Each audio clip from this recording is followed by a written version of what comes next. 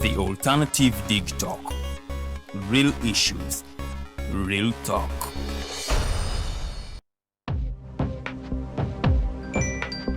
Go to the church, though. Tawali man, what's up? Man, can you imagine people just dump everywhere? Someone drinks water and throws the bottle wherever. Come on, Rogers. What else do you expect people to do with an empty bottle? Simanya now, recorder. Do you know that plastics take at least 450 years to decompose? What? That's a long time. Exactly. Because plastics are made out of a lightweight and flexible material that doesn't decompose easily. And plastics everywhere in the environment cause plastic pollution. What is plastic pollution now? It is the accumulation of plastic waste in the environment, like bottles, polythene bags, straws. All of these contribute to plastic pollution. I have been using them without knowing their effect. Yeah, a lot of people have. Plastics are a danger to the ecosystem, both on land and in water. So how can we overcome this problem? Is there something we can do? Oh yes, we can reduce by minimizing the use of plastics, reuse by repurposing them, or recycle by collecting and processing them into new products. Everyone wants to change the world, but no one wants to change themselves for the world. How about we change our habits for the world? And it starts with me and you. This message is brought to you by Alternative Digitalk.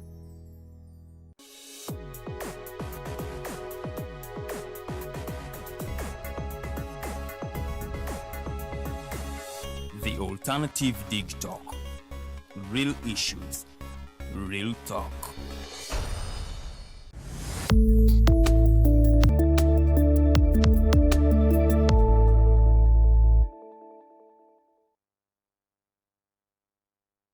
Welcome to the Hotline Show. My name is Edgar Mathew Karuhanga. We are coming to the end of this month. The date is 28th of April 2025. I welcome you again to this edition of the Hotline Show. My name is Edgar Mathew Karuhanga.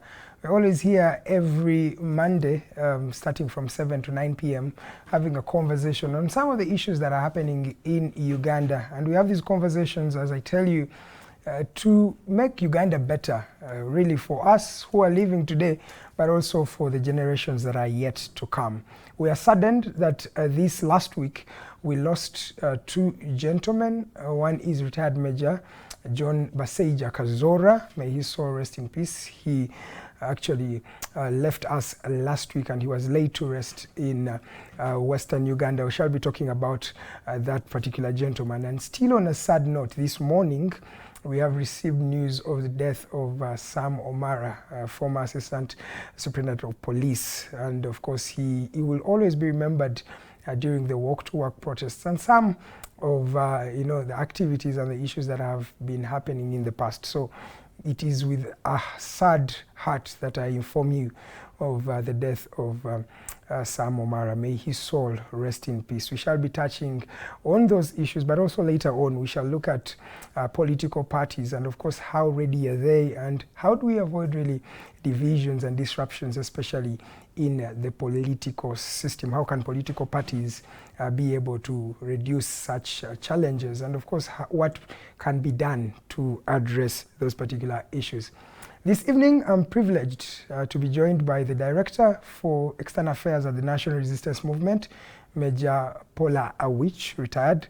And then I also have a journalist, the CEO, the spy, that is Mr. Andrew Irumba. And lastly, definitely not least, is Charles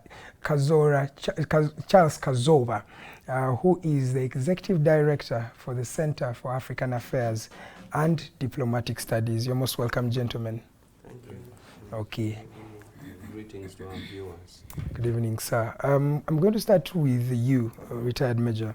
And I want to hear what you have to say in your opening remarks, first of all, but also on the death of, I'll start with John Kazora, retired Major John Kazora. He served with you in the bush. He was one of the gentlemen who led this government into power. He is even a former member of parliament. What's your comment on this gentleman as we start? This gentleman, sorry. Thank you so much.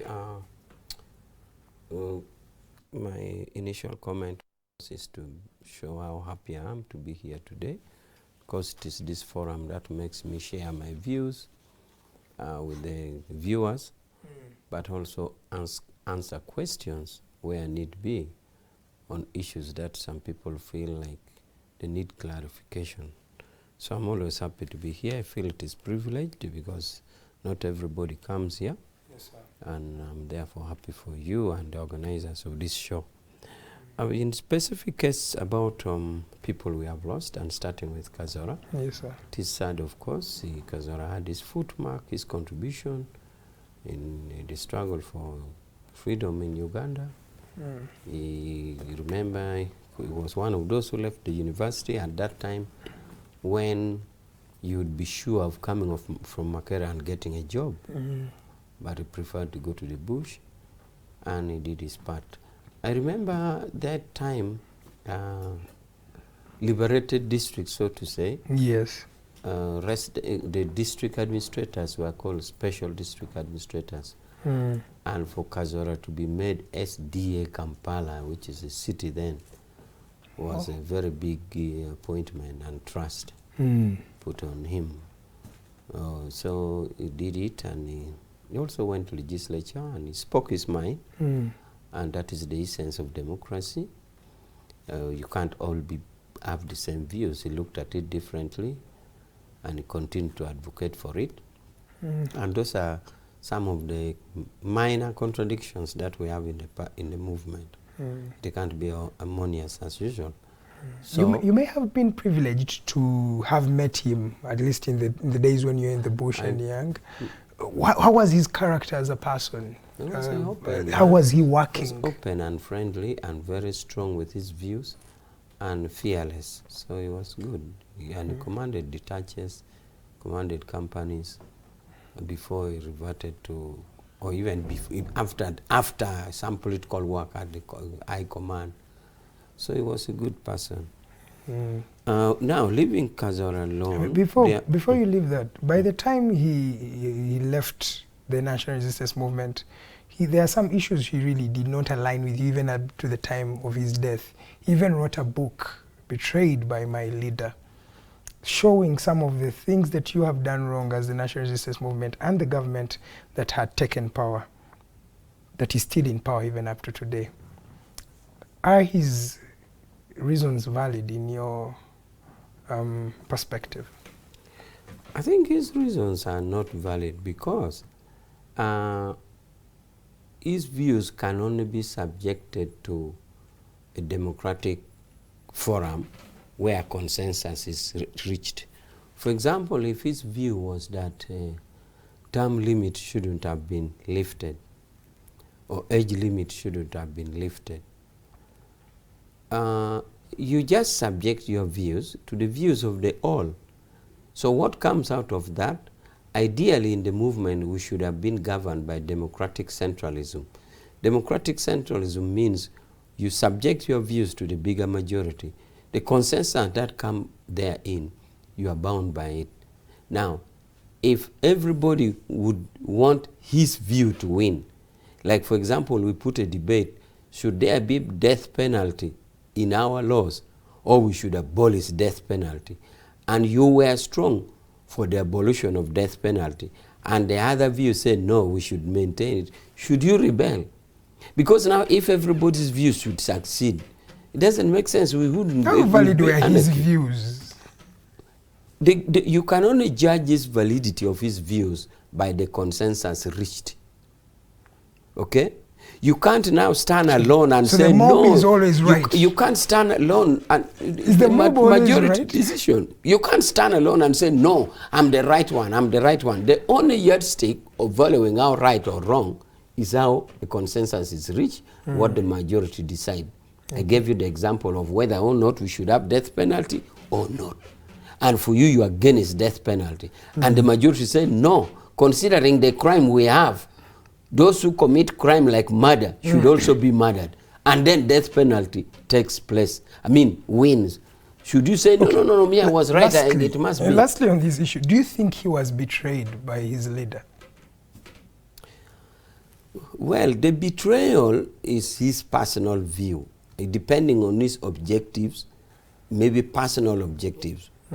But if it is for the movement objective, I think there was no betrayal. Okay. But if it is his personal object, depending on what his targets were, maybe he feels betrayed. But for the bigger community, the NRM that we see moving on, we don't feel a betrayal.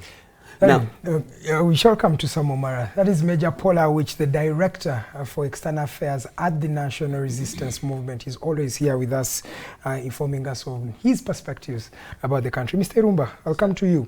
Your comment, and what do you remember about Major John Baseija Kazooba?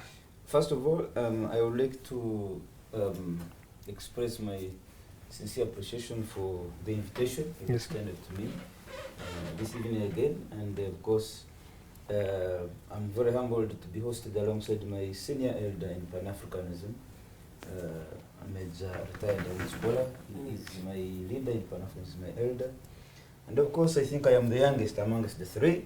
My brother here, he's also my senior in journalism. I think he was there before me. I already used to listen to them, so it's my pleasure being here. So the youngest boy in the you're welcome. Number two, I want to send my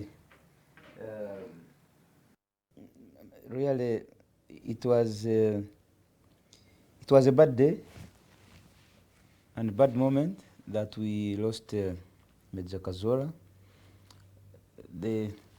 His son, David Kazooba, JK, is my very good buddy. He's my brother, he's my friend.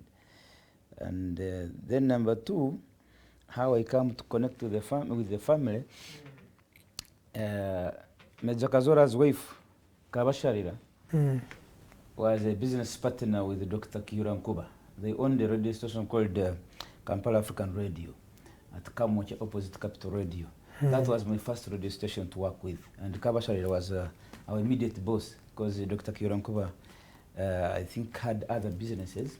He would rarely come around. It is Honorable Kabasharira Naume who used to run it.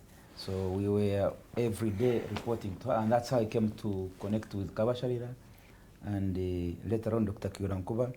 Then Dr. Karuhanga later on took me to learn Pan-Africa. He was under him, personally handled me into initiating me into Pan-Africanism. So that's how I come to connect with the family. Okay. So to me, it's a big loss. Now, my elder senior here, it wouldn't be my responsibility really to react to his submission. I just wanted to say that Kazooba has died not a happy man because of the reasons that took him to the bush. You know, somebody at that time, to leave Makira University and join the bush, Very young. yes, there must have been something that was beyond money. Money was not the driving force. In fact, those people at the time, Yes, sir. they would be booked for very fat jobs in the government, It's okay. very fat jobs in the government, Yes, sir. when they were still in school Yes. at the university. They book you. They say, when you finish, please, your office is here. Yes. Yeah. Some of them even start working, you know, slowly, maybe over the weekends, when they are still studying, and they are paid good money. Yes, sir. So for somebody to have left university and then decided to join the bush, the same applies to retired General Mugisha Muntu. Those people, Dr. retired Kano Besji, Yes. those people left university. Besji even left his job in Aga Khan, Nairobi, and joined the bush. So when Major retired John Kazooba says, betrayed by my leader, it's really coming from the bottom of his heart, and he means it and he knows it. So my elder, why he came in, is when he says, I think there was no betrayal. Maybe according to him as a person. He never went to the bush as for personal, aggrandizement or personal achievements. I think he went to the bush for patriotism, for nationalism, for Pan-Africanism. If you want to know that he was betrayed by his leader, you need to look at the 10-point program of the NRM that took them, because they went to the bush based on the 10-point program. Now you need to know, after 40 years, whether that 10-point program, if he was to be honest, my elder here, Major Awich Pollar, if we could go one by one, analyzing one by one, whether that 10-point program is still their focus, then you would know whether Kazooba was lying, he was never betrayed, or he was actually betrayed. So the 10-point program is the yardstick where we judge. Yes. Okay. Those guys were very brilliant here. They were brilliant. They never went to the bush on something that was not achievable, on something that was not realistic, on something that was based on hearsay. They went to the bush on a clear cut-out agenda, which was even recited every morning on the parade by the commanders. Okay. Everybody had like a small note in their brain, in their pockets. They would remember every day what is our agenda. And the commanders would insist, this is not our agenda. That's why, if you raped a woman in the bush, your punishment was simple, death. Because it was not part of their 10-point program. You are deviating. It was very clear. But Major you stole somebody's cassava. Yes, yeah, I get you. And the civilian came and complained to the leadership. You would face it rough. Major wrote about these things around 10 years, you can say, ago, or even more than that. Yes. But he has passed on when the issues he advocated for, one would say, are still here. That's the point I'm saying, that my elder Major Awich Pollar wouldn't be correct to say, I think he was not betrayed by his leader. He believes, and everybody can see with plain eyes, that there is a problem. Okay. Let me also ask you, as I conclude, Major Awich Pollar, Major John Kazooba has died not a very, wealthy man. Actually, part of the reason he has died that early is because he could not afford some of his bills. This, they don't say it.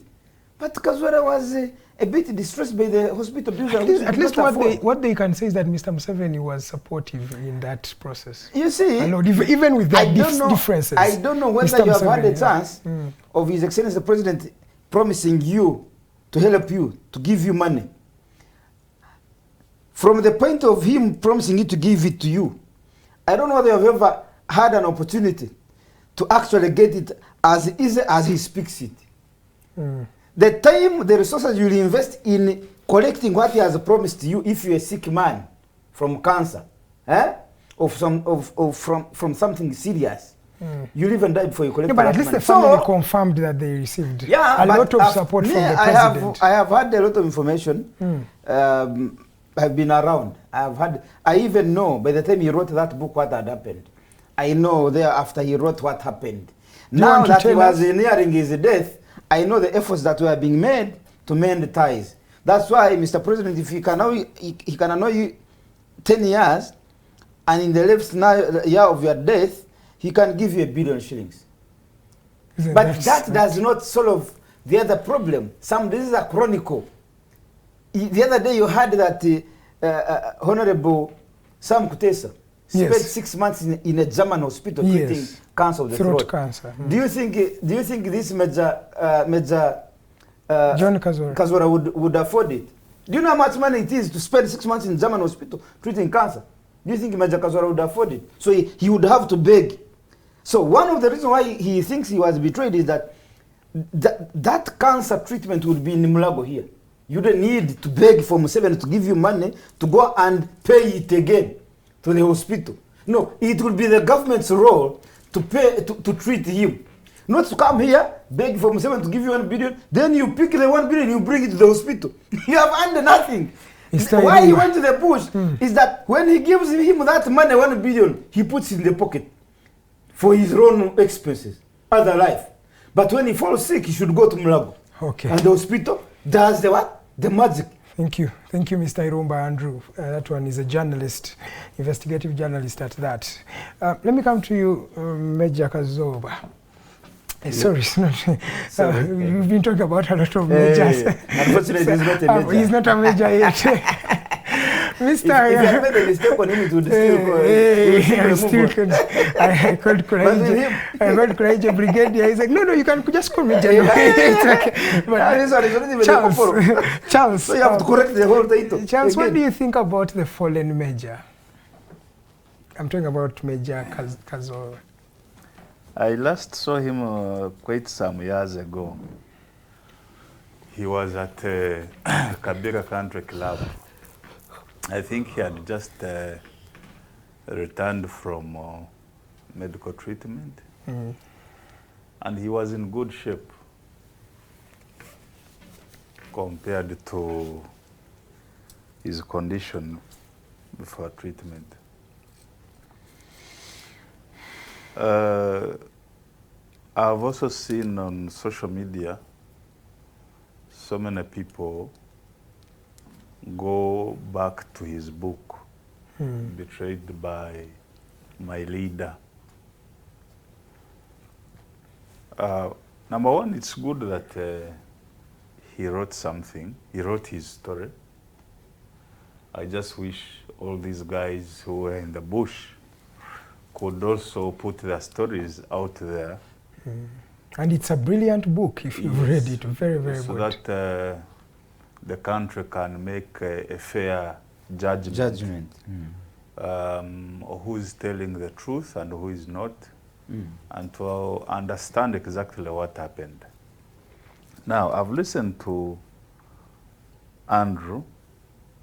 I've also listened to Major Awich. But though we should not be doubting Major Awich. You see, his title. He's the boss of he's supposed to be the boss of all these intelligence services. Direct Externa Affairs. Do you know what that means? It is the party in charge of government.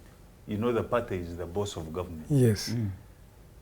But some people here behave as though it is the government The other way around. that is the boss of the party. Exactly. So Major Awich is the boss of most of these guys, but they don't seem to appreciate. And I know, I rarely doubt his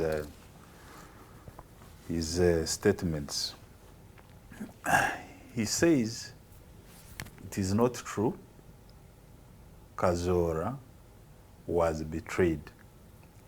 Andrew, you're saying Kazooba was betrayed, but I also don't doubt you, because by extension, he was your boss. By him being a husband to Honorable Kawashagi, he was equally your boss. That takes me back to the bush. I've always argued, and severally, that there could have been two agendas in the bush. And people misunderstood each other. The followers of Museveni were focused on a certain agenda. But Museveni also has his agenda, which is still ongoing. Now, it appears that the followers of Museveni did not have, or they did not attempt to understand him. Not that he was so sophisticated, but they put a lot of their faith in him and could not attempt to understand what exactly was in his mind. I'll give you an example. And I see it happening even in NUP. When you see the agenda pursued by the foot soldiers and the agenda shared by a certain clique of few people, Rubongoya, probably Katana, and Bob Wine. I don't see it as one agenda. With the foot soldier down here. With the ones of the foot soldiers. And that is why in just 2 weeks, the foot soldiers have been attacking Bobi Wine's brothers, Nyanzi and Yahweh. If you've been following. I've heard of some of those things. Yeah, they were demanding that Nyanzi steps down as chairman for failing to prevail over his son, the guilty president of Makere. And they have been attacking Yahweh for lamenting that he has failed to meet his little brother. Yes. Now, you must be very careful in the politics. Your leader, you should be able to get into his mind, understand his actions, understand his words, before you conclude that you actually share the same vision. What did the Kazoras miss in Museveni's mind? They did not pay a lot of the attention to where Museveni was coming from, to where he was heading as an individual.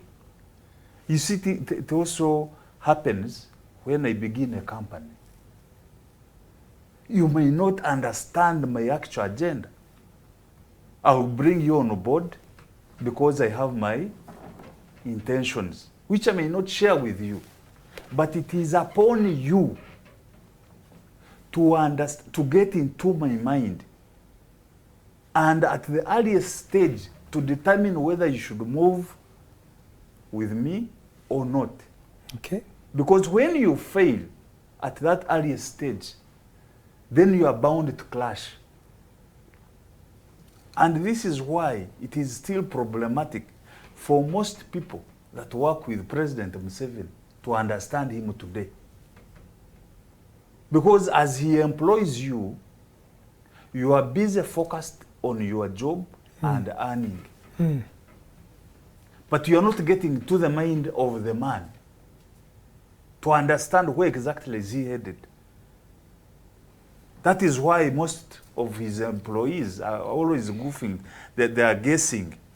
Do you think he wants this or he doesn't want it? Some make mistakes and they are kicked out. Okay. So the problem with the Kazoras, those who have disagreed with Museveni, it's not that they were wrong to disagree with him, but their disagreement is based on a wrong agenda. For theirs, the agenda they were pursuing is what the rest of the countrymen want, isn't it?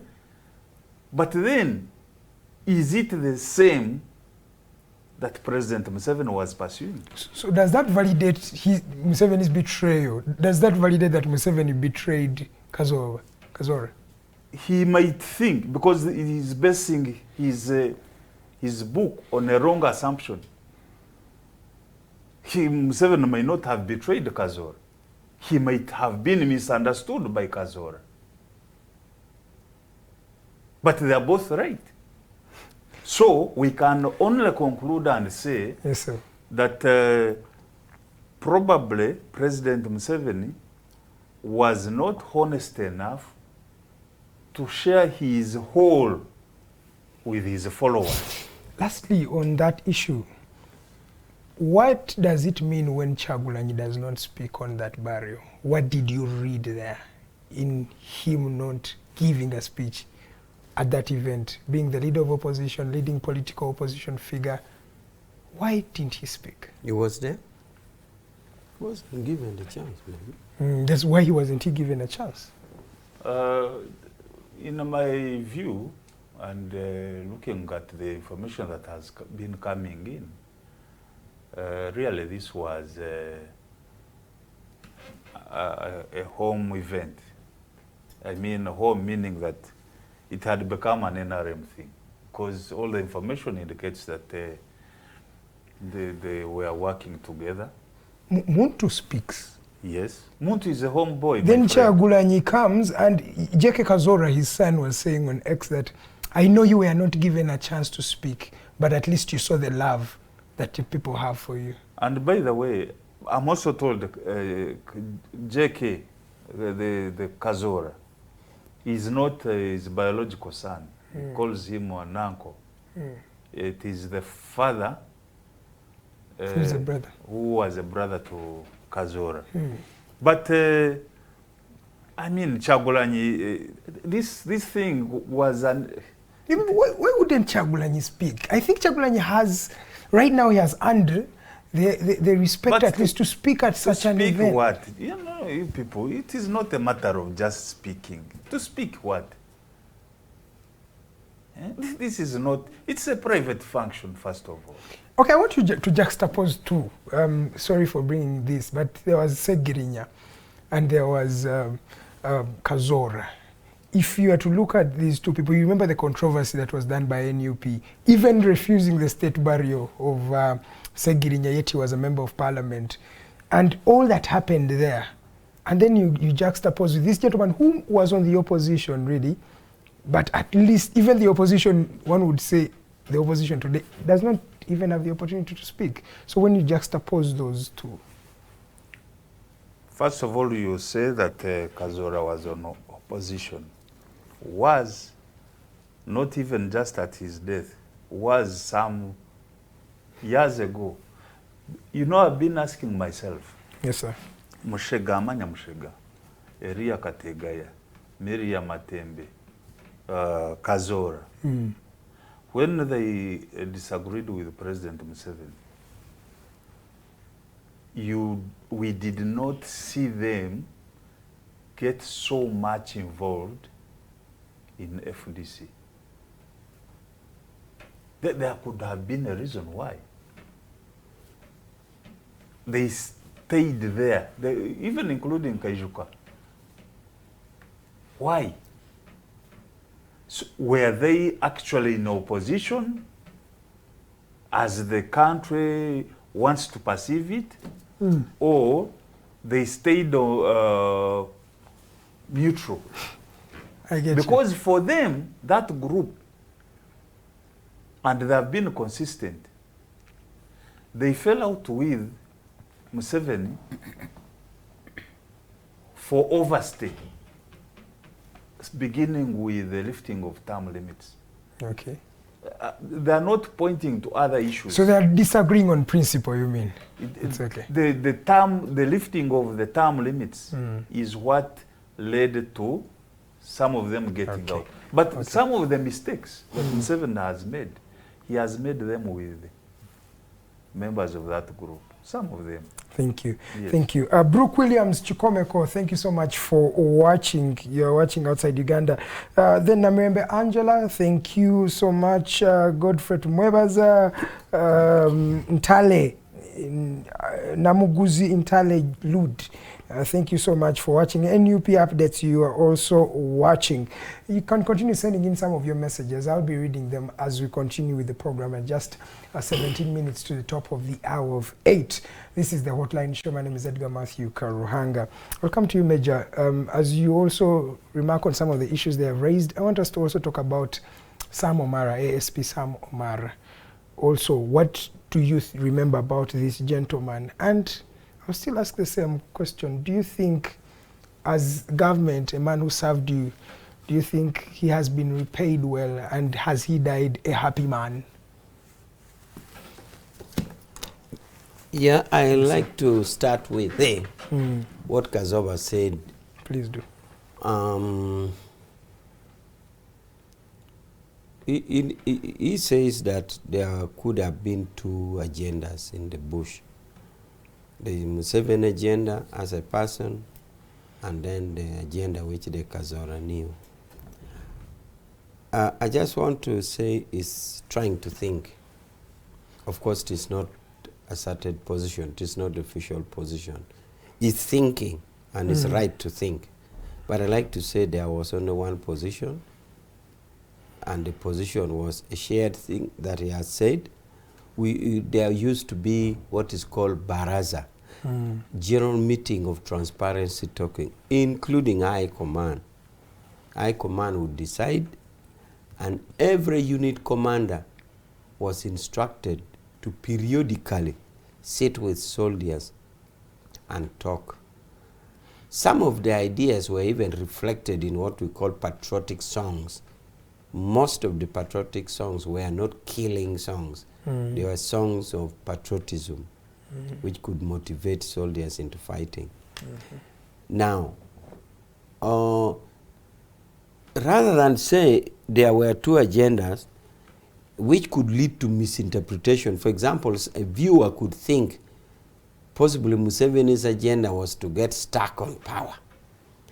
And the viewer could say the agenda of Kazora was to bring democracy in what they describe as periodic change of leaders.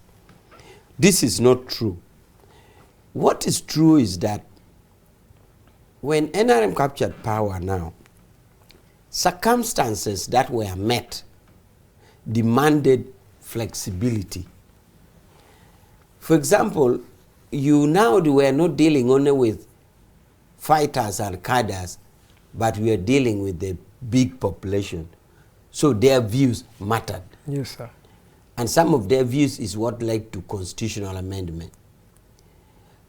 Other things like economic management, you have now met the World Bank, IMF, which giving conditions, and therefore it calls for flexibility, contrary to maybe a perceived economic idea that we could have articulated. Therefore, what appeared as a change is not an implementation of an hidden agenda. What appeared as a change was a change by facing realities and challenges which needed flexibility. Even in the army, there's what we call, there are 10 principles of war. One principle of war is selection and maintenance of an objective. Meaning that if you're in City Square, your objective is to capture Makerere University. You select and maintain that objective. You don't just fight. But there's another principle called flexibility. Because as you reach that valley of Bat Valley, you're crossing to climb over to go to Makerere. You find the enemy has mined all those places with landmine. It had not been in your plan that you would go there and find the area is mined. Therefore, you are forced to change axis. So to manage the society is a similar thing. How to combine the two principles, selection and maintaining of an objective, at the same time the principle of flexibility. How do you marry that two? So the maintenance of this, that led to flexibility, including change of economic pursuit, economic policies, and even political, which involved amendment of the constitution and all that, is just a situation that was met on the ground. There is nothing of a hidden agenda that Museveni had and another agenda that everybody knew. Okay. I want to rest that at that. Thank you. Now, on Omara, two things about Omara. First is duty. The duty of police is to maintain law and order. Law and order means if your people are dancing in Anjenoa, dance in peace, don't break the law. If people are in church praying, pray in peace, don't break the law. If you are in the garden, dig. That is the role of police. Because the state comes in amidst us to regulate, to make sure nobody is hurting the other. Now, a part of the maintenance of law and order is crowd control. Omara was so much involved in crowd control. Crowd control is supposed to have a professional training in the police, plus rules of engagement. But sometimes when the crowd is violent, it becomes very difficult. So Omara found himself in the center of crowd control, which demands specific training of crowd control and also rules of engagement for the crowd. So sometimes he would turn violent and sometimes police would react violently towards it, and Omara sometimes would not be loved. And that is why people think that he was used. They see him as a symbol of oppression, especially to opposition political candidates, the person of Kizza Besigye. Yes, but that is the training in police, from the bigger role of police of maintaining law and order, to crowd control with specific training and specific rules of engagement. Now, Omara found himself in the center, and that is why it developed both love and hate. For those who thought he was controlling the crowd, loved him. For those who thought he was acting on the other side against the people, did not like him. And that is why there's this sentiment. He was used. He was used and after he wasn't even paid. not paid well, he retired. Now, that now gives me to the pay. The police, which I think should be now at the same level of the military, the army, is that there's institutional frameworks in terms of how you serve and how you retire. When you retire, what are your benefits? And what are, like in the army, you retire, you get your gratuity. That is a one package off. And then you have the monthly retirement till death. Okay? So this is ideally the institutional framework. Now, when people said it wasn't appreciated, it wasn't paid, I think some people have a feeling that there should be a basket of money for political work. When he was sick on bed, he was footing his own bills until one media house ran his story that this gentleman served the country and he's sick. That's one would say the police, with a lot of shame, came out to say we shall now start footing the bills of our comrade. Well, that is now an issue to draw attention. For example, I am a retired major. Would the army still take care of my medical bill, or I'm retired and completely discharged from such rights? Now, if the position of the law now is that at which you are a retired major, and therefore when you are sick, the army will not, then if the society, because we're living in a society, if the society feels that that right should be extended to us, I would welcome it.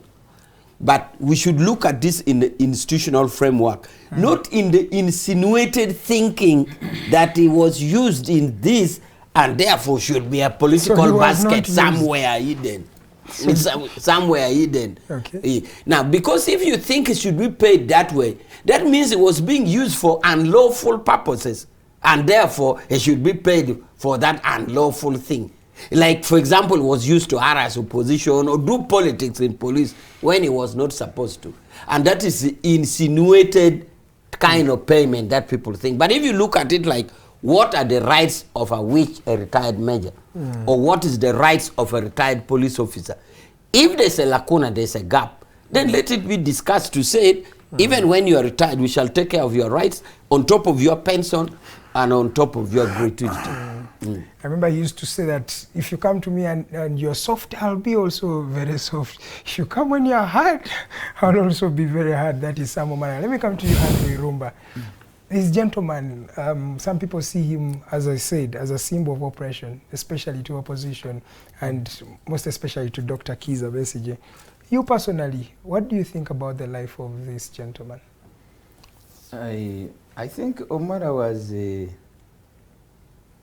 had a sense of humanity. Omara was not as brutal as I would love to project him.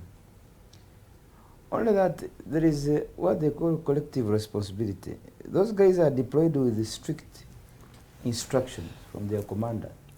If your instruction is that don't allow Vesa to leave his gate, and you allow him to leave his gate, the punishment can be severe. In case Vesa comes to town and maybe something serious happens to him, they will accuse him and say, didn't we tell you not to allow him to leave his gate? So sometimes, even when the instructions are illegal, the army has a very, very strict disciplinary mechanism that you have to implement it. Irumba, these days you are personally liable. That's the word they use. Yeah. When you are in that field, in that operation, and Irumba, you are personally liable for everything that you do. You see, that's what the law says. That's what they say. But I have seen where we journalists have been clobbered at the embassy of the American embassy. Is that UN? UN. Yes. And we even got caught and said so and so and so. Then they summoned them. They refused to come and they find that they are protected. In fact, they even changed from Kampala and pushed somewhere else.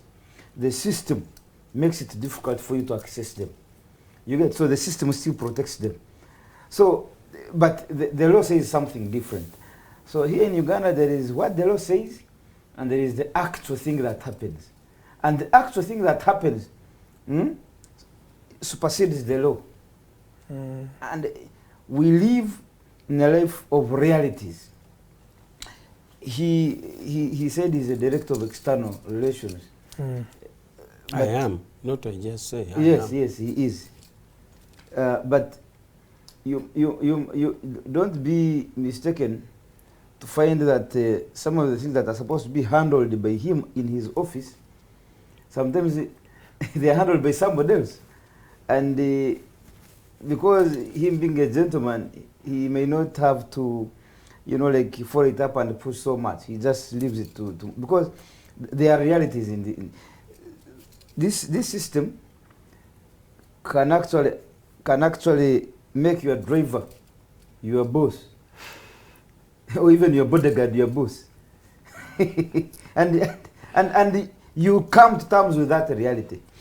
Omara, I saw how he was controlling USG and so on. I think some of the things he would do, because off camera, Omara would tell you something different from what he would say when you bring the camera. You're going to tell me what he was saying off camera. You're watching the Hotline Show, just 3 minutes into the top of the hour. Let's take a break now. When we come back, we start on the issue of what Omara was telling him off camera, and of course his life and much more. Let's the man rest in peace. Now, on this question,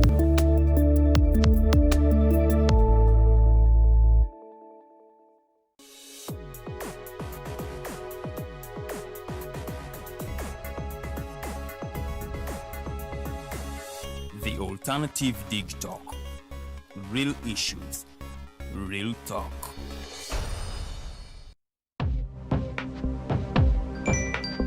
Go to the church, though. Tawali man, what's up? Man, can you imagine people just dump everywhere? Someone drinks water and throws the bottle wherever. Come on, Rogers. What else do you expect people to do with an empty bottle? Simanya now, record. Did you know that plastics take at least 450 years to decompose? What? That's a long time. Exactly. Because plastics are made out of a lightweight and flexible material that doesn't decompose easily.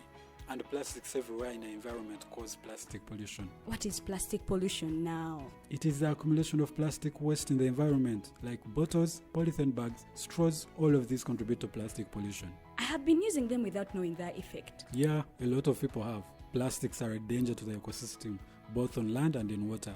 So how can we overcome this problem? Is there something we can do?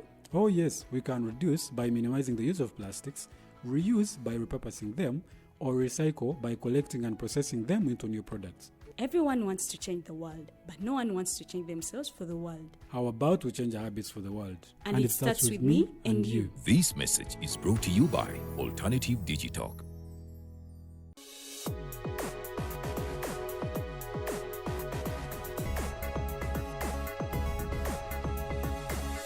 The Alternative Dig Talk.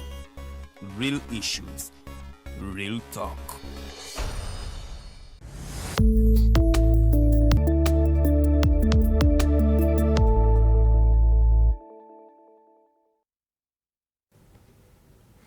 Welcome back. You're still watching the Hotline Show. We are into the second hour of this show and the final hour of the Hotline Show. We're always here every Monday from 7 to 9 p.m. having a conversation with Uganda. Mr. Irumba, you're still completing your point. I wouldn't love to express what he wouldn't love to have been expressed when he was alive, and now I say it when he's dead, and it wouldn't be appropriate enough. I have to give respect to his choice. But all I know, I would want to say that Omara was a good man. He was not a bad man. Only that sometimes work. There are people I read stories about, and I say, but you know, you're my friend. How can you write about me? Are you getting me? Yes. They think by being my friend, you should commit a crime and I should keep quiet. actually, this I face it every day. Yes. There is a story I wrote something back. Somebody, I even supported somebody's candidature to lead a certain organization here. Then the next thing I find that he's involved in fraud, and I was the first person who actually promoted his candidature to lead a certain professional body here. Then tomorrow, when I got information that he was part of the fraud, they had defrauded an American businessman $1 million US, and they wrote the story. Somebody, one of his network called me, my brother Irumba, this is your brother. I said, yes. Should my brother be a thief and I keep quiet? He said, but you, man. So we face these challenges. But if Omara was to write a book, we go back to Kazura. I think Omara's book would also have we wouldn't have so much difference with betrayed by my leader. The man has died in Mulago Hospital, a government hospital. But do you know that he could not afford some of the medical bills? Because they tell you Mulago Hospital is free, but actually when you go there, that's when you realize that it's not free.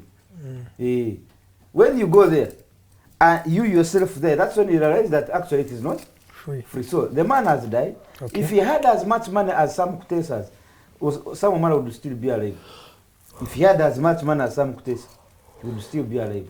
So, in a way, if you had asked him to write a book, it wouldn't be so much different. Served. That's what I'm saying, that he served, but his country now at the time of need did not serve him. Okay. They have put him in a Mulago hospital with no medication. So you have to buy the medicine, but you know how expensive cancer treatment is. You get it? Actually, some people tell me that he had been even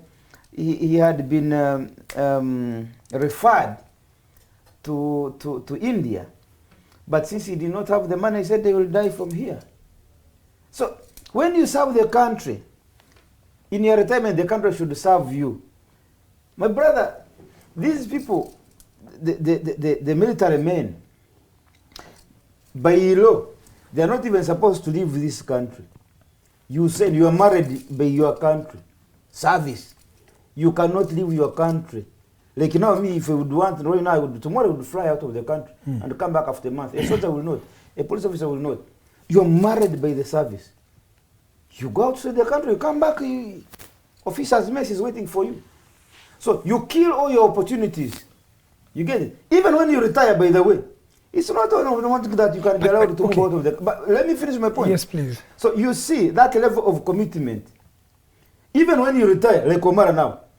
Omara, it is not automatic that now that I've retired, let me go out. No. They think you are going to... you're going there to mobilize and then come back and cause havoc to your country. So they still monitor you. So you see that once you enter the military service, until you die, just like the Pope, until you die. So such a commitment, it should have also a lifetime, lifetime service towards your own life. If the system cannot serve that person who has served it, how about me, Karuhanga? Well, that one now we need to start questioning ourselves. That if an Omara, exactly, if an Omara has died like that at Mulago, then what about you, Karuhanga and Irumba Kaperi? Yes. So that should show you that comrade, my elder here, Major Awich Pollar, what he was saying, that I think Kazooba was not betrayed. We need to start thinking aloud. Okay. You know, when you go, these people, when they go to the Western, to the developed world, when they want to implement something that is not good to their citizens, they tell you that we have benchmarked. This is done in America, this is done in the UK. What they go there and benchmark are things that help them. But things that help the one they don't talk about them. When you go to America, when you are retired army service, what happens to your life? They look after you till you die. Sometimes even when you die, your family still continues to get that payment. Your family, your wife and children. Here, you fall sick. Now, in America and the UK, a citizen, not just an army serviceman, a citizen of that country, is a property of the government. When you fall sick, it is not your responsibility to treat yourself. But even here, you're a property of government. Yeah, when you are working, you are making money, you're property of the government because you have to pay taxes. You get it? When the government wants something from you, the thing is that you are our property. When you want the government to help you, when you fall sick, I can tell you, Edgar, that it is about you. That's true. And your family. You fight, you sell your properties, you sell your cows, you sell your land, you borrow money from the bank until you treat yourself. When you get better and get back to work, on 31st of that month, government comes, they want their taxes from the business you are doing. If you had died, your coffin, when they are buying, and the water they're going to drink at your burial, government has already taxed it.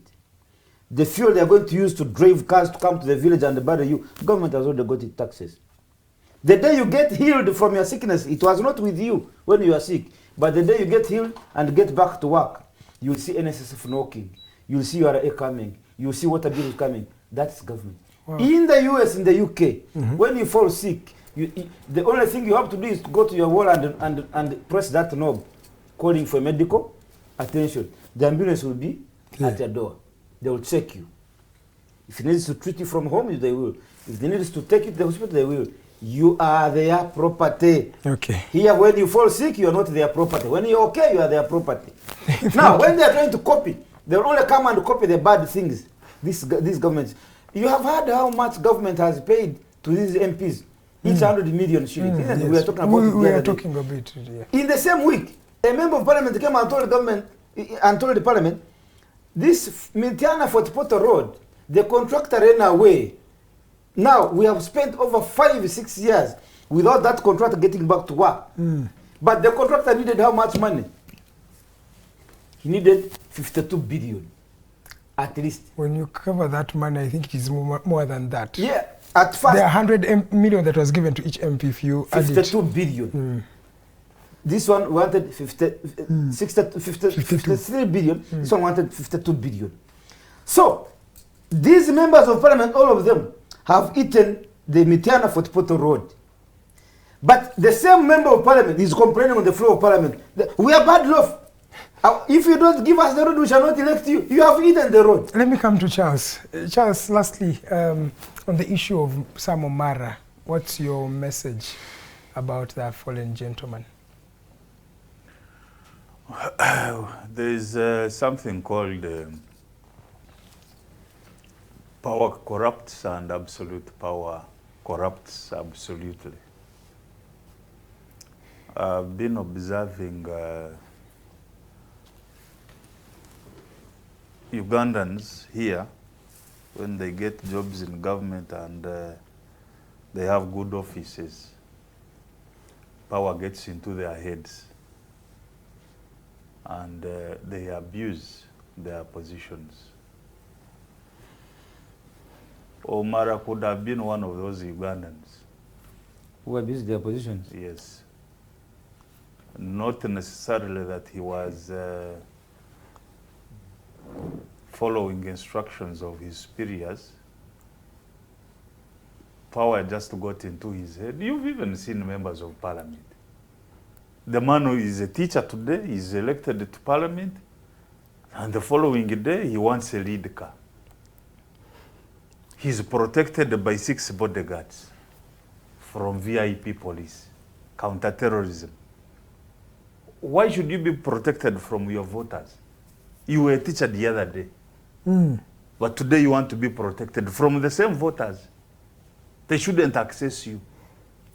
So that is corruption that comes with power. So how he handled his work, how he conducted himself, should be purely his responsibility. Mr. Karuhanga, I don't think anybody can force you to go and assault somebody. You have a choice. Everybody has a choice. Even if I'm a soldier or a policeman, I work under command. You have a choice.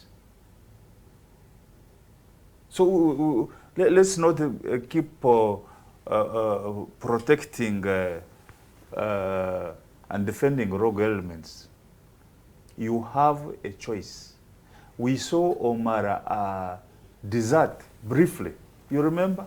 Those were the times of Chigumira. Their conduct in public as members of the police force. Yes. It was purely He was discipline. one of the sureties of Kirumira. Yes. He was one of the But I want you sureties. I want you to flash back and remember how those two conducted themselves. They were rogue, one would use that word. It is indiscipline. Yes. So if they could exercise indiscipline within the force, what about when they were in charge of operations? But standing for your brother who is in trouble is not really. No, I'm not. You know, I'm that not would be saying indiscipline in the face of the Uganda police force. You remember that he deserted, and he deserted and ran to his up country home. Tororo, I think. He had to be summoned back. And the man who, But he did not desert. he was You're using no, he had deserted duty. Behaving as if you are in charge of the whole country. That is unacceptable. So if he could do that, what about when he was in charge of a particular operation? So those excesses should be shouldered by him. Anybody that behaves in a rogue way, please do not blame others for your actions. You begin hiding. No, that cannot be accepted. So on that note, I believe Omara, but good thing is that he apologized. Yes. When he was on his sick bed and said, well, Ugandans, forgive me. I might have been blinded. The only man I've seen apologize is Sejusa. He's the one who also came out to apologize. It's seldom that you find such men with power come out to say, please, people, Ugandans, I am sorry. Yes, but also we should not just forgive in a blanket manner that we've forgiven you for all your actions. Some of these guys, we should hold them responsible.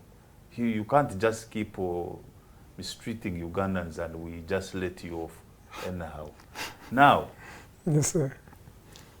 Omara had been taken over by Right Honorable Mike Mukura. He employed him to head his private security organization. Actually, that's when he announced that he had gotten sick. And of course, treatment abroad is quite expensive. I don't think police would even afford it. Okay. Given their mega budget, it is impossible that they could have afforded his treatment. But in a totality, and I agree with Andrew, yes, sir, that when you have privilege, when you are employed in government, advocate for better systems, advocate for better social services. Let hospitals be functional. Let schools be functional. Let medicine be there. Let roads be good. Because when you are kicked out or when you retire, the things you did not talk about, you are going to meet them. I see members of parliament here cruising in very expensive Land Cruisers when they become ministers.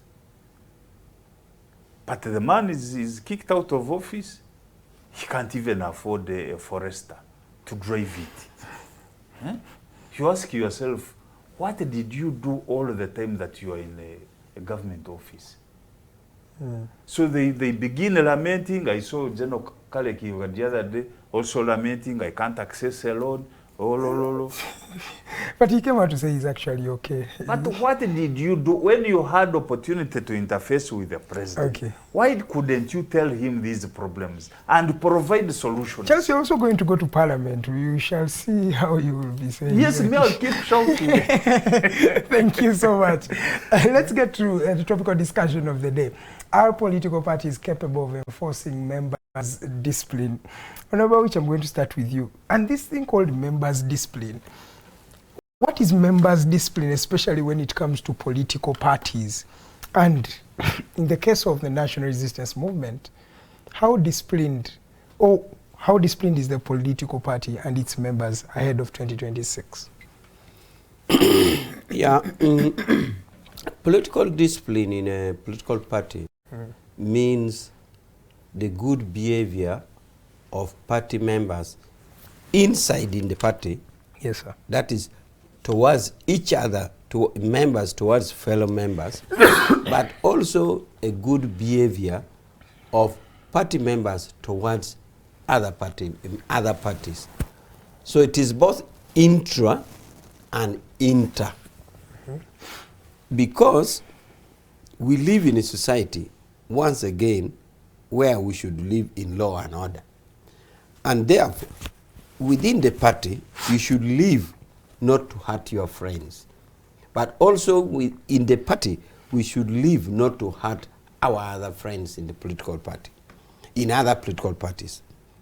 Therefore, under the law in Uganda, each political party is supposed to have a code of conduct. And this code of conduct is supposed to be declared to Election Commission or registered with Election Commission. Do you know that the only party which has a code of conduct is NRM?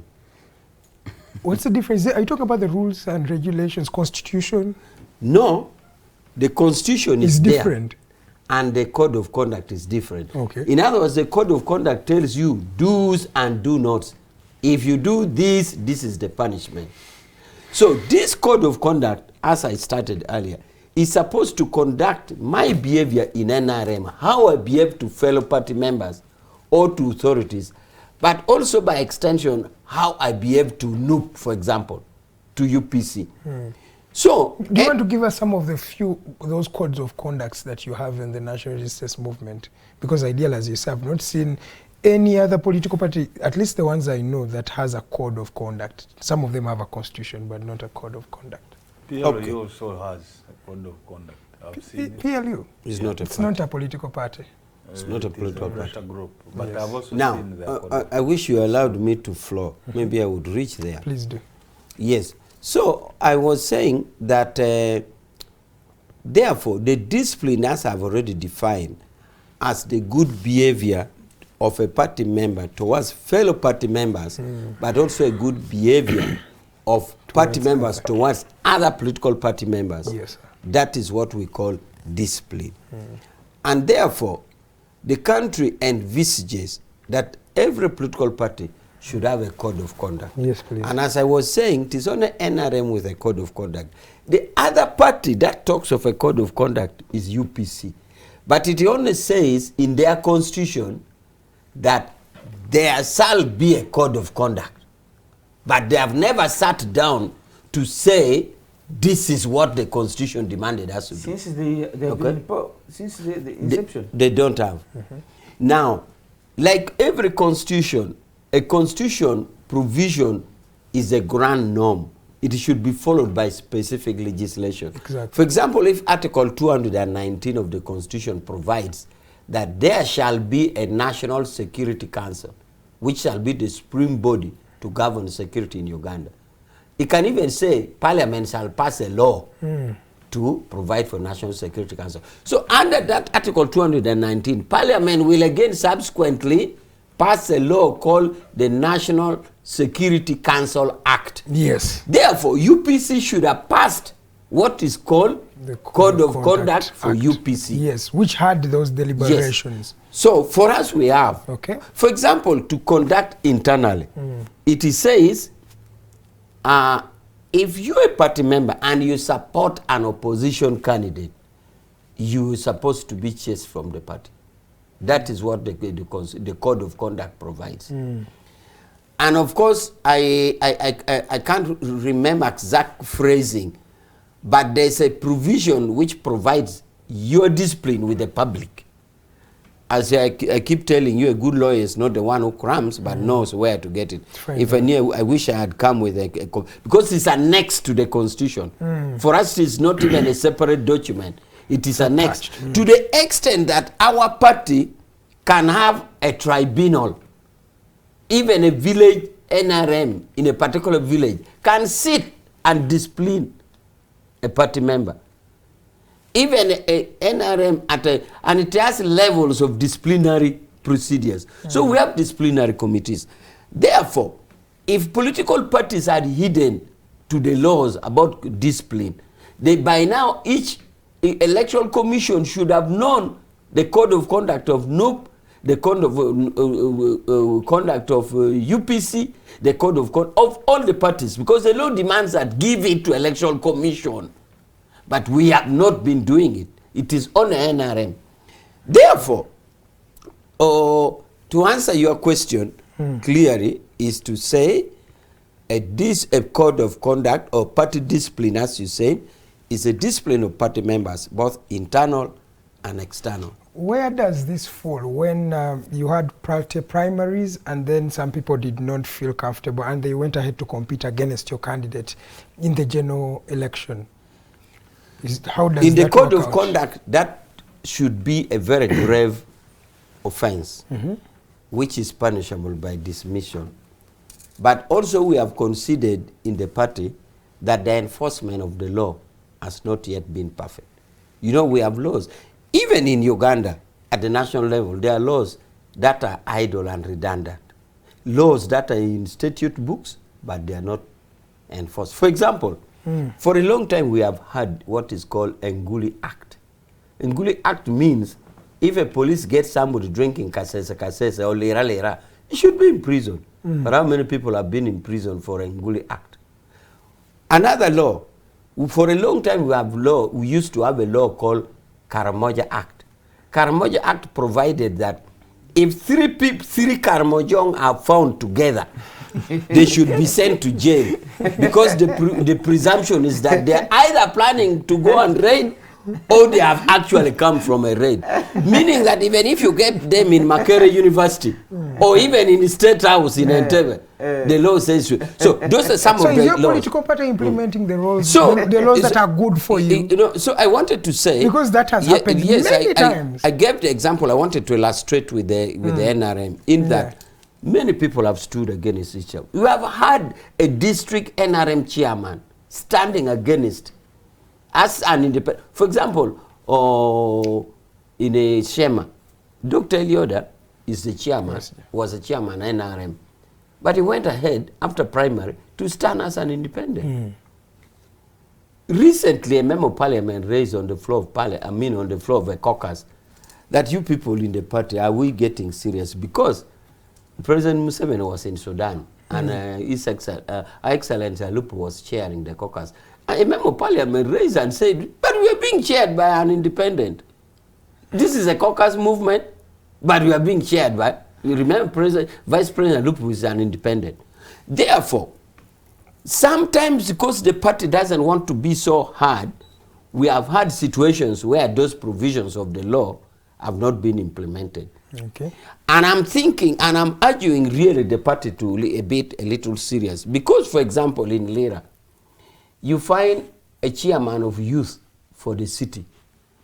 Like we had election of by-election when Okelengola was shot, when the minister was killed. Yes, sir. Somebody goes on the radio and says, with no iota of truth, that President Museveni has given 5 billion to, let's say, so and so from the secretariat to come for this campaign. They have eaten the money. Here is an NRM person speaking. So the code of conduct is envisaged to discipline such a reckless person. Because if this man is talking as a party leader and is making such wild allegations, so people go for this campaign and say, why would we be here? Billions have been sent and it is being eaten. So such situations are really dangerous. So you have a party person who holds a position standing against. Yes. Is a district chairman of the party in his own district is standing against a flag bearer. Okay. You have somebody who stood like a Her Excellency Lupu, stood as an independent and is elected. So the enforcement of laws, just like other laws, I gave you the Nguli Act, the Karamoja Act, many laws are not enforced. And we have the challenges there too. All right, we're going to start on that, those issues, some of the challenges and how they can be solved.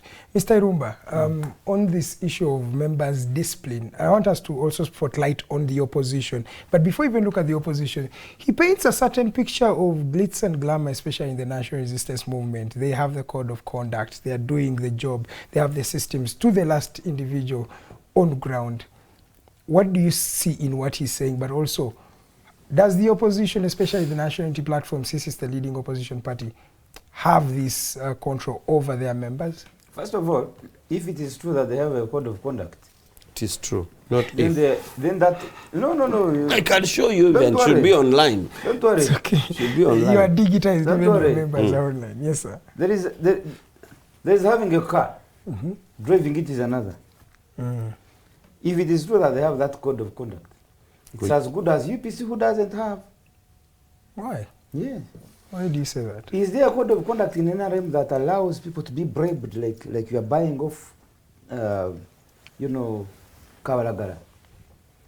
I'm sure the code of conduct doesn't allow that, but they are doing it. So is that code of conduct effective? The president recently said, yes, I gave them 100 million each.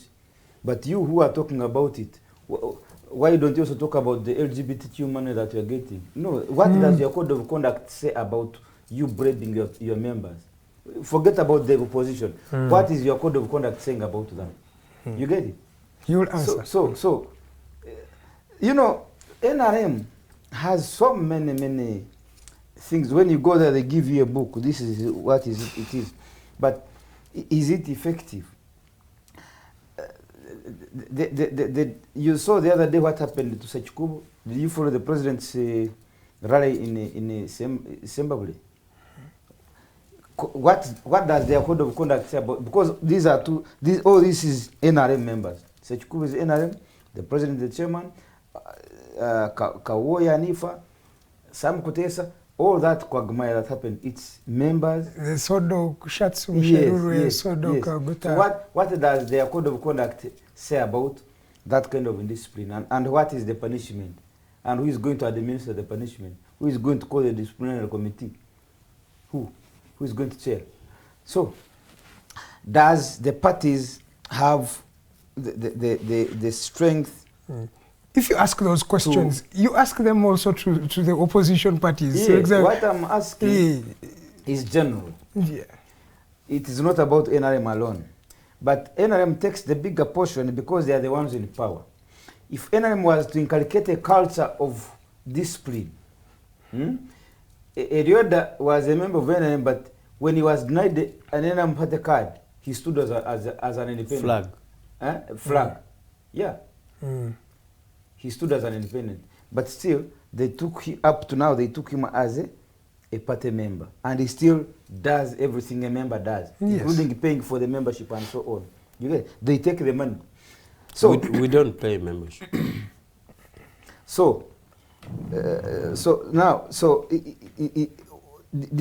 This internal cohesion, party discipline, is something that eluded them. And so because they're in power, it's very easy for the rest of the opposition parties to learn from them. If NRM was really moving on a path that is well defined in terms of discipline and so on, every party that comes in would be falling in simply. But because they're also like that, so every other party that begins, they also behave like so. Right from the top leadership, there are things. You remember how Amama Mbabazi lost the Secretarial General position, and it was immediately changed, and so the Secretary General of the NRM now is an appointment of the president, and so on. You remember what happened? If the internal mechanisms were able to check the powers of the president, this wouldn't have happened. Let's talk also about the internal democracies in these political parties. Of course How is it also, especially opposition? You're building on NRM, which is running government, as you say. But how about these people who we look at as the alternative government? Yeah, now, I was still building my point. Yes, sir. If we talk about at least the internal democracy, you'd rather now, you see when there are when there are two bad things, what happens is that you're not looking for the good one. You're looking for at least a better one from the two. Yes. If you have two lame people, but they have told you bring somebody who can run, you will pick the one that at least has one leg, but they're all lame. So, if it's about democracy, at least you'd rather be with the NRM, because you see that Sekikubu and Tinka Simiri. There's a lot that they have disagreed with the status quo, including the commander-in-chief. Yes. And chairman. But they have still, found a room to maintain them. This does not happen in NUP, it does not happen in FDC. You can see right now what is happening to these members of parliament, the likes of this woman MP, Joyce Bagala, how they treat the members. Now, Tinka Simira and the Sekikubu, with all the arguments they used to raise against the status quo on the age limit and term limits and everything, they would still find the solace in their party. They will not be discarded. They still stay. Yes. You still find them there. Even the NRM caucus, they are there. Yes. Even in the State House, when the president is calling his NRM members to go and caucus in the State House, the first people to jump on the bus will be these two. And the president meets them and even shakes their hand with them and even laughs with them and breaks jokes with them. This does not happen in the opposition parties, especially the NUP now I'm seeing. You just see. Bagala has asked them one question. You want me to apologize? That's okay. It is human. Tell me my wrong. Tell me what I have done wrong. I apologize. No. Nobody is even willing to listen. No, they have not even invited her to a meeting. You see, Museveni sometimes they accuse him of, every time there is some likelihood of causing some fracture or puncture in any party. The first thing Museveni thinks about is to call all his members for caucusing. They come out with one position. Whether it is wrong or right, that is. Position. That's why I've heard they are going to win this battle of reinstating the court martial. It is a wrong thing, but they have gone there, they have whipped them, those who oppose it. And they are coming back with one position. Wrong position, but it's one. In NUP, it doesn't happen. A woman like Bagala, a man like Martha Simpuga, a man like this one of Makinde here, the former sports journalist. Alan Sewanya. No, I can give you Bigirwa. I was with Bigirwa today morning, and he said he was never heard when he was being dismissed from the national platform. And he said, this is ironical for lawyers who are leading this party. They fire you on social media. So, I was telling you, these people, if there was any disagreement, the first thing a sane leader would do would be to summon them into the party offices. The leadership of the party sits with them. First of all, you have summoned them, you tell them where they could be going wrong. Some of them can learn their mistakes and even apologize. You get it? But you are simply addressing them in social media. Irumba, we have what they call, Mbide calls it gladiatorial politics, where everyone feels they are a king in their own realm. Where one, if you are told apologize, they feel, how am I apologizing to you? I cannot apologize to you. I am this person. I am such a member of parliament. I am this. So everyone is a gladiator. How can you make gladiators accountable? No, the point I was raising is this gladiatorial behavior begins with the leadership. Because you as a leader, if Irumba has strayed out of the way, what is your first role as his leader? You are first supposed to call him and whip him back into the line by telling him, my brother, you have gone wrong. These ones don't do it. They come to social media to criticize you. I want to give you a clear example. As you conclude. There is a time when Kagabo, at the height of that money heist at Parliament, Kagabo said, I have received this money. 40 Let me million. take it back to my leader. Of opposition. My leader helps me to take it back to where it came from. What the leader would have done, the leader of opposition in Puga at that time, was to receive him with both hands, thank him, so that he feels good about his action, yes, to rethink, because now he has rethought about his action towards the party. He's regretting it. Yes. He has brought you the money. Yes. Do you know how he was received? He became the most hated person. That's why he has ended up in NRM. Everybody was chasing him away. Nobody wanted to affiliate with him. Where did you get the money? You take it back where you got it. A person of Mpuga would have embraced the man. Even accompany him to the speaker's chamber. Whenever they got the money, go with him as your leader. Let him hand over the money. But yes, how they handled the whole man, the man felt the party did not actually defend him. They also pushed him. Now here the NRM has pushed him because he has now exposed them. Now his party has also pushed him, so he's in the middle of nowhere. That's why he ended up in NRM and PLOU. Not that he loved to be where he is now. The NRM party is the mass party. Okay. But when his members go astray, the first attempt, many times, not once, they call him to order. To the extent that when you fail to listen to the Secretary General, Richard Todum, he makes attempts to talk to the president. Because when the president calls you, now you know this is serious. Until you are whipped back into the party. Yes. But NRM would be saying, you don't want them to come, you go. It's because they're actually the stronger ones. Yes, it is opposition doing so. Thank you. Opposition on the NRM, who needs more people? Irumba, let me bring in Kazooba. Kazooba, then how do we whip such leaders, or how do those political parties do this? Because it feels like you want this person to go in line with you, but the politics today is that you either get out or you obey me. It's either me or you are out.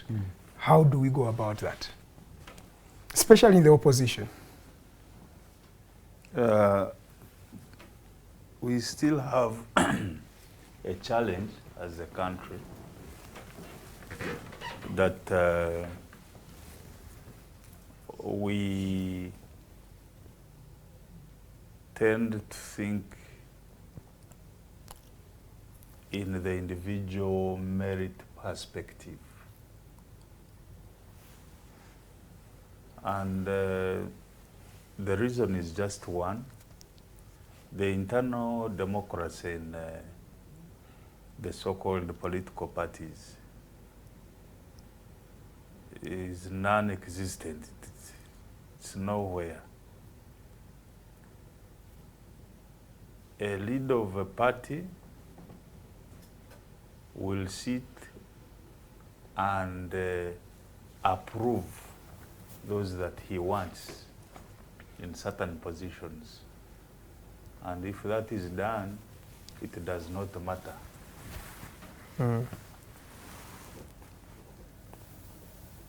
Up to now, I query how Narukora got into parliament, for instance. Yes, I don't doubt his credentials. But was the process democratic? According to what you saw, was it democratic? And just for the benefit of our audience, there was even a parliamentary debate where everybody who wanted the ticket of the National Unity Platform was arraigned in front of the public, live on TV, and they were seen according to their capabilities to represent their members, and according to the general perspective and the Electoral Commission of the National Unity Platform, that was the best candidate to have their ticket. How did they arrive at that, for instance? Was there voting within the party for that particular constituency internally? It did not happen. I even saw this man who did Meg Like Me, complaining in Sereko. Yes, he actually was attacking Narukora directly throughout his campaigns. Now, it is true that we don't appreciate a functional multi-party system. Maybe it does not favor certain interests, but we want to use parties as vehicles for power, to attain power. But the mindset is purely individual merit. And the biggest justification for that is that political parties are not recruiting young people. You know, parties should be recruiting from secondary schools up to university, and they identify potential. As well as that, then train these young people, even indoctrinate them. So indoctrinating is negative. Yes. Indoctrinating is negative. But that is the reality. That's what they're doing. Indoctrinate them so that when time comes for positions within the party, they are ably deployed. Now you don't have this guesswork who will come through in which constituency. Then you begin picking around. Somebody was a teacher, a master, somebody was he owns a fleet of buses. Hey, you man, why don't you come and represent our party in that constituency? So this head hunting shouldn't be happening, because you're going to bring somebody who will posture around as if he's bigger than the party in a particular constituency. Look at what is happening right now in Sembabule, Sechkubo's constituency. Lemiaga. Yes, there's somebody called Rwashande. General Rwashande. He wants that constituency, but you're going to see what will happen. You just wait. If we are not careful, people will die. They will shed the blood. There is already a lot of commotion happening as we speak. Can a party, therefore, discipline this person who behaves as if he's bigger than the political party? It is very much possible. How? You see, it is the parties that have made independence big-headed, because they have failed to effect internal discipline. But it is very, very much possible. And let's use the example of NUP. You've just come, you have members who would say are already made in the political environment of this country. You have a president who has not been in the politics for this country for even more than 10 years. He's new. Even some people look at him and say, who are you to tell me? I have been here before. So how does that work when the leadership is not respected by the members? And the fact is, you can look at the member and he says, I am self-made. I was here. You've had one politician say, I was here before Kyagulanyi. So tongamba Kyagulanyi. You've translated. You've brought a very complicated example of NUP. Because you see me, I've never seen NUP as a party. You see it as well? It is some outfit there. Reason being one. How did this NUP, the current one, come into existence? I mean, it came into existence fraudulently. That we should appreciate. That there was a fraud in creating this NUP. Now, a fraudulent organization, how does it affect rules? It becomes a little bit complicated. But let's look at, for instance, FDC. FDC for quite some time, was a role model for many. Yes? Yes, sir. Until, of course, Major Awich and his people infiltrated it by using money. And you know, when you're on the street for a long time, you want money, because you FDC had beautiful democracy, but if people if you looked at the rules, accountability. And the rules were very strict that some people had to abandon the party. You remember Betcam? Yes. So, NRM can do it. But the problem now with NRM is that President Museveni is by nature not a multi-partist. He doesn't believe in political party business. That is why even up to today, he identifies with NRA and Foronasa, which are not even registered political organizations, but they exist.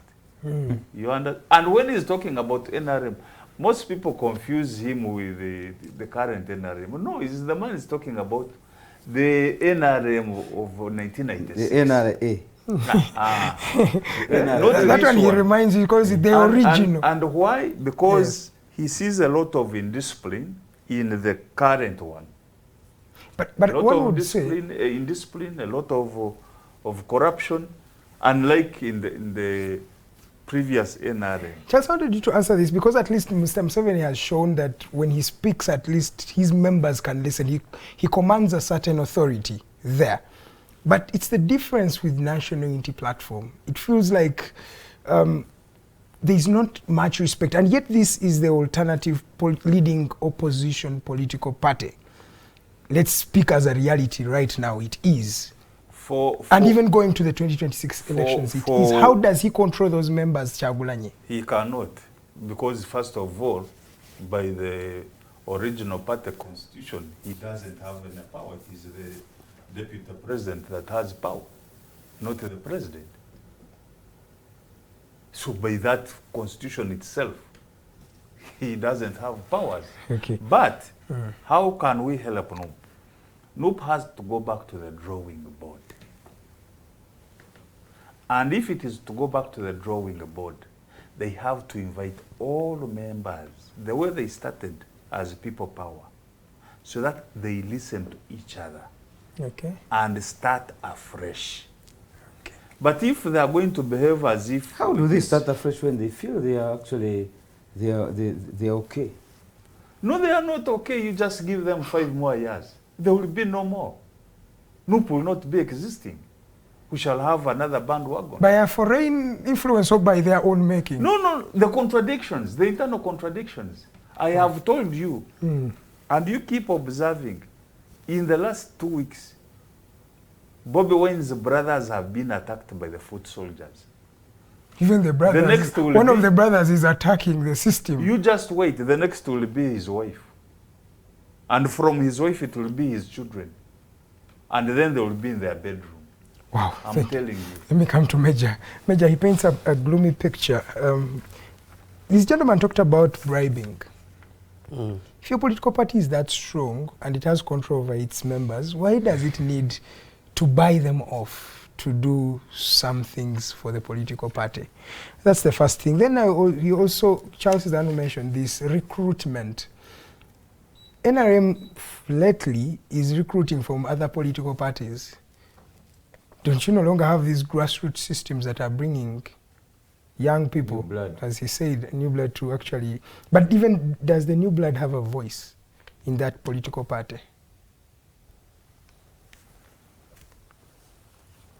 Okay, I've got the 2 questions. I've answered it. I mean, I've written it. I will answer, but permit me just to go through briefly what they have said. Yes, sir.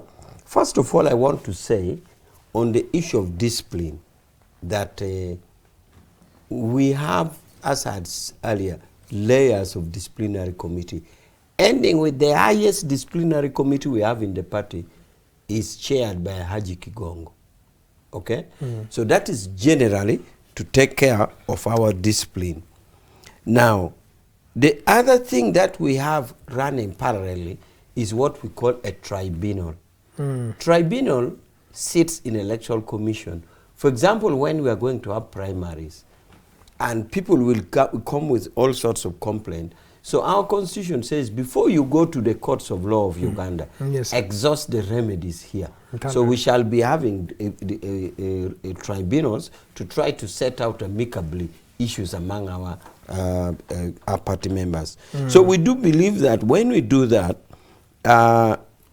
we are able to have a disciplined party members, both internally, among them party members, but also with our other colleagues. Yes, sir. Now this takes me to another comment on the issue of the rebel MP. I'm glad that you people appreciate that for us in the NRM, even when rebel MPs talk, they are not chased from the party. And they are very healthy. For example, let me give you a concrete example of what Tinka Simire did in 2016.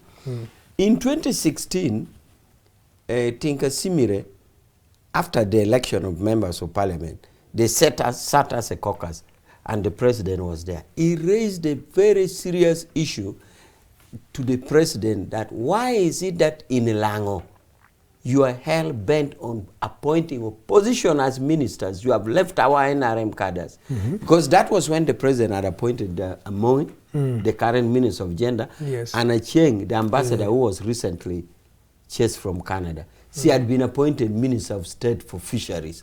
So they had appointed 2 from UPC. It is from the argument of your rebel MP, Tinka Simire, that the president said, okay, I've heard your point.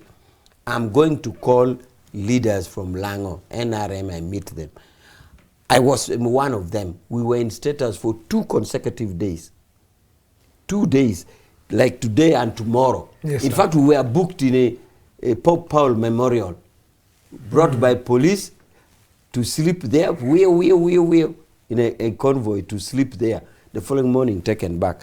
The point here I'm making is, how can the party listen to a rebel member?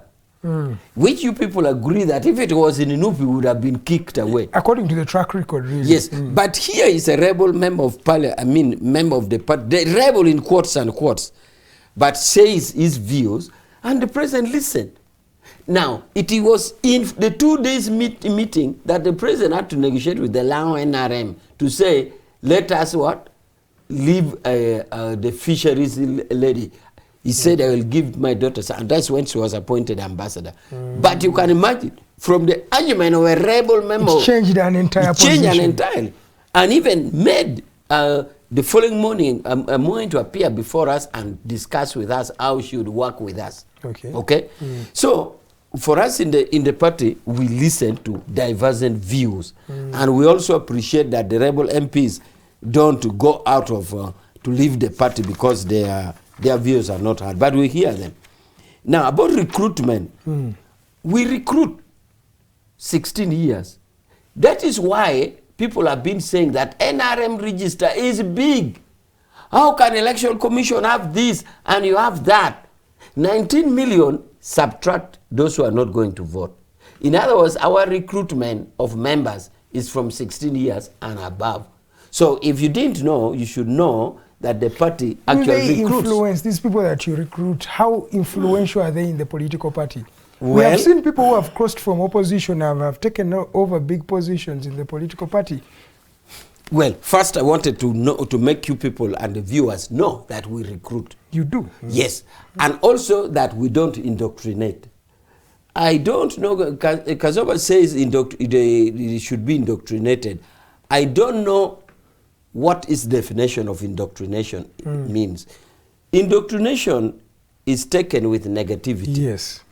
And that is why you have heard in the Middle East, there's this joke where they said, and a Jew buys a toy for a child. When the child loves the toy, he removes the toy away and tells the child, Palestinians taken your toy. And it is believed that the reverse is true. And recently, as you conclude, recently, I wonder why I feel like you are giving me little time compared to my friend. I have noticed it. It's a feeling. I have noticed it. I have noticed it. No, we are coming to the end of the show. So that is why recently in Mitiana, there was that lady who was like disabled or what. You remember what she was telling the children? That is very wrong. That is indoctrination. where he was telling people about this. That is, indoctrination carries negativity. Can't you survive without money? In negativity. As a political party, can't you thrive without... We need money for our operations, but not dishing people. As it is. So we now, why buy them? We don't buy anybody. That's what I'm saying. Why? We don't buy anybody. Motivate them. We don't. For example, recently I was involved in the negotiation of 11 MPs from Acholi to work with NRM. You saw it on the newspaper. I negotiated, but there was no buying. I negotiated 11 non-NRM members of parliament from Acholi to join. How much did we buy them? We don't buy. Then the other thing is a method of recruitment and voice. Yeah, we already answered about Mr. Irumba, as you conclude, sir, just give us your parting shots because you're coming to the end of this conversation. I also always want to ask that what next for the country if we stay with such a mindset, with such a system, with such thinking? But you see, my mindset is actually crazy. I don't believe that we still need the political parties in Uganda. I don't even believe that we still need elections in Uganda. My brother, when did the UK elect their president? United Kingdom. Did they ever? Are we different from how better are we from them? Even here, these UAE countries, it's monarch. And they're better than us. So, so we just live. Do you know how much money Uganda spends every 5 years? And by the way, we are just counting 5 years. Uganda goes into another election. Or the moment they declare the winner for 2021 to 2026, politics begin immediately. The president begins to dish out money. Start appointing ministers according to how the regions elected, voted him. You get it?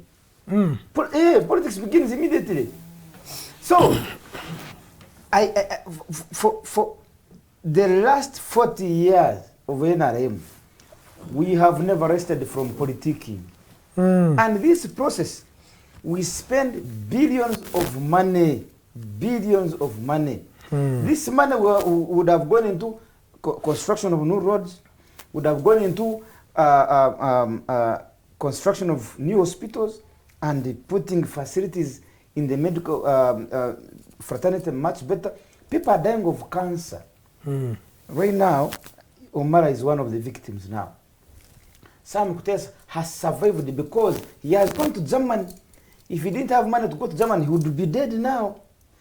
Medza Kakoza is in grave because Kazora is because the country Uganda has not saved enough money from politicking to empower their own medical facilities. So people are dying not because they are supposed to die. Yes, sir. God does not need to live with Ugandans so often than Chinese and so on. But it is because we don't have medical facilities that because cancer is a treatable disease. But it is expensive for an individual Ugandan to treat it. So that's why we are dying. Yes. So for me, if you asked me, we don't need the politics in Uganda. We don't need it. We just need a leader. Let him come and as long as, for me, what I'm interested in is to see Mitiana for the Porto Road, you know, in a better state. Thank you. For me, what I'm interested in is to go to Mulago when I'm sick to get treatment. Thank you, sir. Ali Ayeko says, NUP is 4 years old and you're comparing it with 40 years of NRM. NRM is building itself, hence it cannot entertain traitors at inception. I think you wanted, NUP is building itself and it cannot entertain traitors at inception. The rebellion of these MPs has been to attack the party and its president and so many core issues, including forming a new political party called the DA. Your argument is incomprehensible. He continues, so which NRM rebel formed a party or parallel outfit to counter NRM and even went ahead to register it? Then lastly is Brooke Williams, you say, is America poor because of elections? Then Sande Serunjoji Victor, thank you so much for watching. You say you are glad to be here. We are glad to have you. Mr. Kazooba, as we conclude your parting shots. Andrew raises a very pertinent issue. And for quite some time I've been thinking about it also. There is also a global debate whether democracy is still relevant. Does it help everybody? Because it appears to be discriminatory. If somebody is in government, then those that did not support him to go into government suffer. So there is a debate that probably we should look at another system of government, Okay. not necessarily democracy, or if it is democracy, then we should redefine that democracy. Our type of democracy. Yes, to suit our needs. Okay. For instance, President Museveni is in charge of everything after winning, isn't it? Kyagulanyi got how many? 30-something? 36%. So those who supported Kyagulanyi don't share the cake. The winner takes it all. And that is why you see a lot of hostility, especially from the young people. But had Kyagulanyi become, for instance, a prime minister and Museveni is the president, this country would be one unit because everybody is sharing the cake. So in future, we could look at a different system of government, so that we all benefit and we all serve our own people. Thank you so much, Charles Kazooba. There's one message I just want to share, that we have talked of the death of Kazora and Omara. Today we lost another Colonel Otoa. Colonel Otoa was an army MP for 2 terms in Parliament. He died today at around 2. So I just wanted to say that is also worth a person to remember. Yeah, Colonel Tony Otoa was a member of Parliament representing UPDF for 2 terms. Wow. Thank you so much. May their souls rest in eternal peace. The gentleman is Charles Kazooba, Andrew Irumba, and retired Major Pollar Awich. Thank you so much, gentlemen, for always honoring our invitation to come here on Digital TV. Thank you so much. And our viewer, thank you so much for tuning in from the time we started up to now. And in fact, those people who continue to watch us literally each and every day, we are so grateful. Even you who don't have this feed right now, but you go on later on and watch the show, it's always privileging and an honor to have you on Digital TV. What you can do is just look at that subscribe button just on the downside of your screen. You can subscribe to our channel. That makes us actually gain more, and when we have more viewers, we actually get you better guests and have better conversations, and actually even stream from better places. So please subscribe, share this feed to as many people as you can. We are live on Facebook, we are live on X, we are live on YouTube. You can find us there at The Alternative Uganda, but also at Digitalk TV. From the entire team, my name is Edgar Mathew Karuhanga. I'll see you again tomorrow at exactly 8 a.m. We'll be here having a conversation with Uganda. Good evening and God bless you.